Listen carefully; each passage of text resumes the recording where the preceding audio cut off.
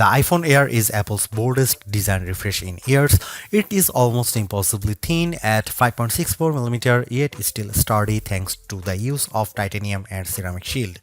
It is 6.5-inch ProMotion display and iOS 26's liquid glass makeover feel purpose-built for this form factor, even after a week of use. This still feels like Apple's most exciting design refresh in years.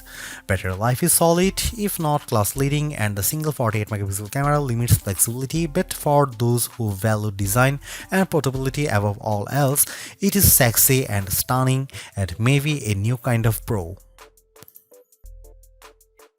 If you are following the Apple rumor cycle, we were all expecting an ultra-thin iPhone to be released, one that would potentially go thinner than the iPhone 6 or 6 Plus, be more stunning than the iPhone X, and offer a truly refreshed look and feel for the iPhone. The launch event's awe-dropping tagline set the bar high, and the iPhone Air cleared it with room to spare. It's not the first ultra-thin phone. The Galaxy S25 Edge measures in at 5.8mm, but it still feels as stunning, sleek, and sexy in my hand right now after living with it for a week as it did during my brief hands-on session following the launch event. It feels as exciting as the iPhone X in that it might give us the playbook for the modern iPhone going forward, or at least show us one half of the purportedly incoming foldable iPhone. The photos released by Apple and even those shot by me for this review only do it partial justice. The iPhone Air is the best representation yet of Apple's vision for an iPhone that's just glass. It weighs in at just 5.82 ounces or 165 grams, fully justifying the Air moniker. Much like the iPhone 17 or even Pro Max, it feels balanced, not too top heavy, not too bottom heavy. It's Goldilocks ergonomics. I don't know if I'd quite call it awe-dropping, but the thinness is the part that gets people excited. At its thinnest, the iPhone Air is 5.64mm or 0.22 inches, and the plateau only jutes out of a bit more. I was instantly wowed, and over the course of a week, I have really become accustomed to this look and feel for an iPhone. While conducting some testing over the week, I showed it to my brother and sister-in-law, who were both visibly impressed when holding it. They asked about durability and were a little stunned at the overall feel. Then came the questions about battery life and the camera, both of which I will address below, and whether the USB-C port was thinner. On that last point, it is still a regular USB-C port, but to fit it in this frame and get in this small, Apple's design team started by 3D printing a custom one. And given how thin this phone had to be, Apple went back to grade 5 titanium for the shell and sides of the device. To further enhance the looks, it has a polished finish. My sky blue review handset is different from the MacBook Air and iPad Air colors of the same name. It is a bit lighter and pastel-like. I really like it, and the Air also comes in light gold, space black, and cloud white.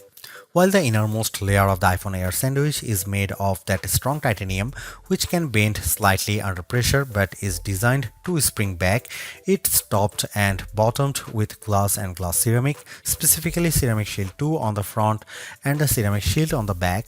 The rear, like the iPhone 17, is mostly frosted matte glass, while the top bump gets the glossy finish. Apple says the Air is 3 times more scratch resistant on the front, so I've still been careful sliding this in and out of my front or rear jeans pockets, and the back is 4 times more crack resistant. It also has the same IP68 rating for resistance to dust and water as the iPhone 17, 17 Pro and 17 Pro Max. It survived a light drizzle shortly after I unboxed it in Apple Park. The weather's been wet in my home state of Jersey, and the Air has shown no issues on being used in rain or surviving a dunk test. Even given the extreme thinness here, you still get the usual buttons you would expect on an iPhone. Camera control has been redesigned to live on the right hand side, and it's slightly thinner but about the same length as on other iPhones. The power or sleep button sits slightly higher on the side with the action button, volume up and volume down on the left. The main mono speaker lives at the top of some microphones, and there are two other microphones either side of the USB-C port on the bottom. This design does, as mentioned, only leave room for a single camera and likely a smaller battery inside, but Apple has also dropped the SIM card slot worldwide and opted for eSIM to save some space. The iPhone Air is stunning, attracts a lot of admiring glances, and feels like biggest refresh in iPhone design we have seen in a while. Yes, it's the same key parts, just compressed, but in use it feels like the perfect showcase for iOS 26.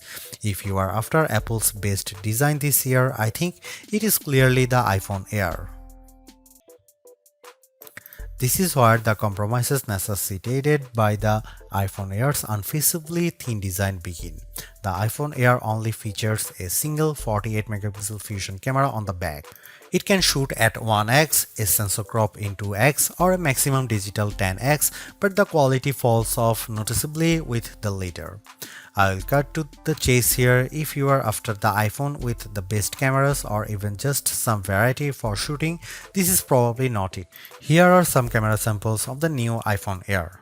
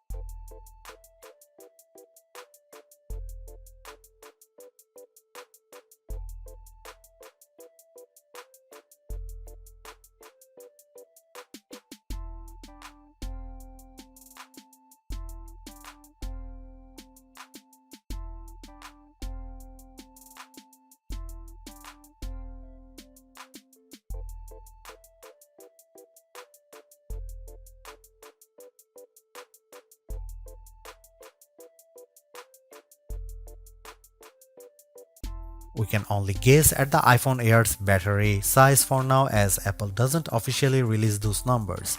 It is clear though that the company has squeezed as large a cell as possible inside this ultra slim smartphone. Instead of capacity, Apple provides viewing estimates up to 27 hours of downloaded video playback and 22 hours of streaming. With the $99 MagSafe battery attached, those numbers rise to 40 and 35 hours respectively, about a 65% boost. In my experience, the iPhone Air generally lasts through a workday 6 to 8 hours depending on use. That's behind the iPhone 17, 17 Pro and 17 Pro Max, but it still meets Apple's all-day standard. On the test, I took it off a charger at 7:30 am and it lasted until 5:50 pm or 10 hours and 20 minutes. At best, I recorded 6 hours and 35 minutes of active screen time. On average, I got around 4 hours and 45 minutes. During my first few fast charges, the top of the camera plateau and the area beneath it did get warm, mostly between 0% and 50% before cooling down. This isn't unusual for fast charging and reflects the component layout. Power users will likely need to recharge by the time they get home. Apple's slim MagSafe battery nearly matches the Air's profile, adding only a bit more thickness than the camera bump. It recharges intelligently throughout the day, manages heat well, and uses pocket detection to optimize charging times. Optional, yes, but it complements the iPhone Air experience nicely. The iPhone Air delivers remarkable performance in a super thin and light design that's very durable. I especially like getting A19 Pro power in something this compact, but you have to make some trade-offs for the steep $999 price. You get only a single rear camera, which means no telephoto zoom, ultra-wide or macro shots, and while the Air's battery life is solid, it's a few hours behind the iPhone 17 Pro Max.